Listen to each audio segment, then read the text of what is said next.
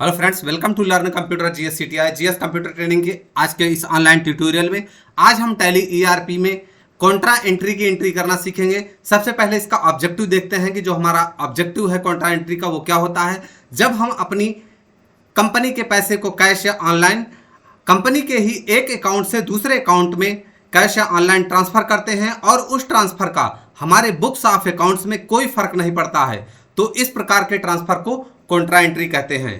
इस प्रकार के ट्रांसफर को कॉन्ट्रा एंट्री कहते हैं। आप यहां पर देखेंगे एक मैंने डायग्राम बना रखा हुआ है। मेरे पास टोटल 3 बैंक अकाउंट हैं और जो मेरा एसबीआई है, एसबीआई में 5 लाख है, बैंक ऑफ इंडिया में, बैंक ऑफ बड़ौदा में 1.5 लाख है और पंजाब नेशनल बैंक में कितना है 2.5 लाख है और कैश अभी हमारा 0 है। लेकिन टोटल अमाउंट जो टोटल अमाउंट है, टोटल अमाउंट अभी हमारा कितना है, यहाँ पर 9 लाख रुपए है। अगर मैं बैंक ऑफ इंडिया से 1 लाख रुपए निकालकर अगर मैं कैश में डाल दूं, अगर मैं बैंक ऑफ इंडिया से 1 लाख रुपए निकालकर कैश में डाल देता हूं, फिर भी जो हमारा टोटल अमाउंट है उस अमाउंट में किसी भी प्रकार का कोई फर्क नहीं आएगा, क्योंकि एसबीआई से निकलेगा कैश में जाएगा, या कैश मैं कहीं और से लाके अगर मैं कैश में डाल देता हूं। ध्यान देना है इस बात को कि इन्हीं तीनों अकाउंट्स में इन तीन एसबीआई, बैंक ऑफ बड़ौदा और पंजाब नेशनल के अलावा कहीं और से अगर पैसे लाके अगर मैं डालूंगा तो फिर वो रिसिप्ट हो जाएगा। वो क्या हो जाएगा? रिसिप्ट हो जाएगा। F6 से आप रिसिप्ट करेंगे। लेकिन इन्हीं तीनों बैंकों से, एसबीआई से निकालकर बैंक ऑफ बड़ौदा में, या बैंक ऑफ बड़ौदा से निकालकर पंजाब नेशनल बैंक में, या पंजाब नेशनल बैंक से एसबीआई में, या एसबीआई से निकालकर अगर आपने कैश में ड्रॉप किया है पैसा, तो जो आपका टोटल अमाउंट है वो कहीं नहीं जाएगा, वो टोटल अमाउंट उतना ही रहेगा। सिर्फ ये क्या हो जाएगा, इंटर बैंक ट्रांसफर होता रहेगा, जिसको क्या बोलते हैं, कॉन्ट्रा एंट्री बोलते हैं। आइए हम इसे अपने टैली पर करके देखते हैं।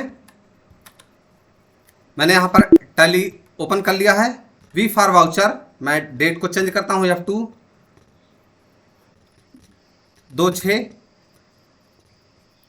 F4 for contra, V for voucher, F4 for contra. मुझे कैश में देना है, कैश अकाउंट को देना है। कहां से देना है? स्टेट बैंक ऑफ इंडिया से। स्टेट बैंक ऑफ इंडिया में 5 लाख है। 1 लाख रुपए मैं क्या करता हूं, यहां से दे देता हूं। आप देखेंगे कैश में हमारा 1 लाख रुपए हो गया है और स्टेट बैंक ऑफ इंडिया में 4 लाख बचा हुआ है।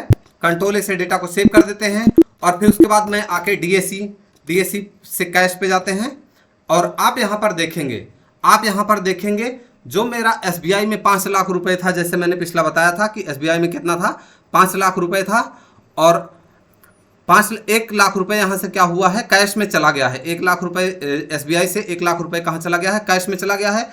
तो ये बता रहा है हमारा बुक्स ऑफ अकाउंट्स कि आपके बैंक अकाउंट में 8 लाख है और कैश इन हैंड में आपके पास 1 लाख रुपए हैं। जबकि जो मेरा टोटल अमाउंट 9 लाख पहले था और 9 लाख अब भी है, क्योंकि हमारा पैसा कहीं गया नहीं, ये आपस में इंटर बैंक या इंटर कैश ट्रांसफर हुआ है।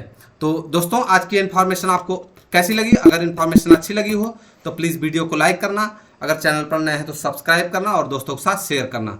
Thank you.